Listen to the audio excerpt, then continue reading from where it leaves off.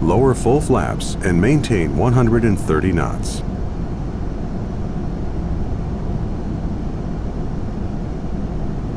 Adjust power to maintain 130 knots. Slow to 130 knots for the final approach.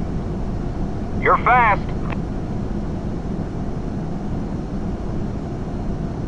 355, 3/4 mile. Call the ball.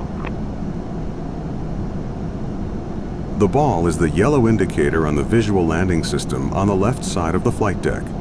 If the ball is higher than the row of green lights, you're too high. If the ball is lower than the green lights, you're too low. If the ball is red, you're dangerously low. Move right.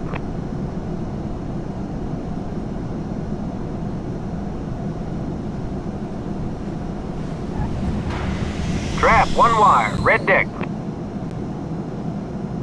Great landing. Raise the tailhook to release from the cable.